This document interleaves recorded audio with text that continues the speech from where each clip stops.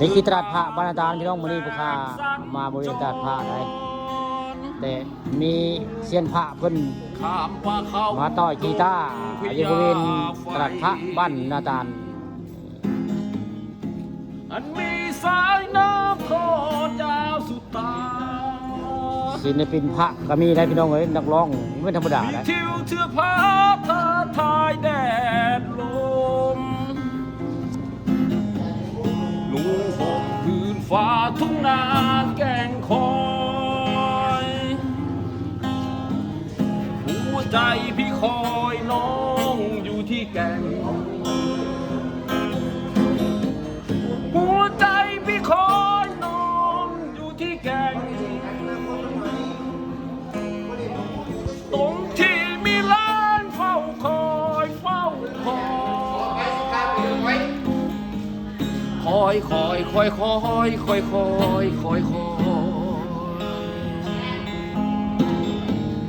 คอยอย่างอีแรงเฝ้าคอยครับนี่จะมีสร้างสีสันในงานได้อันเซียนผ้าเพิ่นมาร้องเพลงโดดต่อยกีตาร์เพลงเพิ่นก็โป๊ะ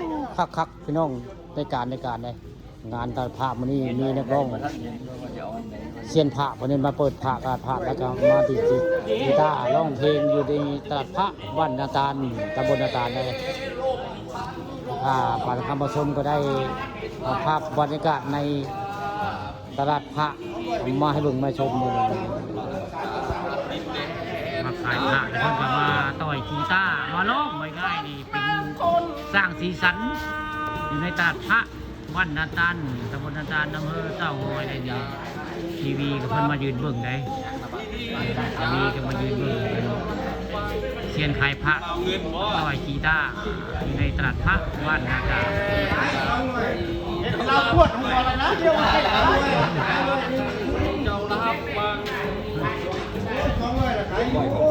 ตลาดพระบริการนี่คือขึ้นเป็นพิเศษพี่น้องงานตลาดพระอาจารย์ลี่เปิดตลาดพระอยู่ด้านหน้าปูตาบ้านนาตาให้ผู้ค้าปาฐธรรมมาชมวันนี้ในพามาชมตลาดพระแล้วก็มีนักร้องผมเป็นอาชีพแต่ว่าผมเลยคือจะได้ลาก็ได้พี่ได้เอาก่อนเลยว่ามืออาชีพเลยได้แล้วก็ร้องเพลงแบบหวานนักร้องมืออาชีพลมพัดที่โกหกบทเพลงขับไ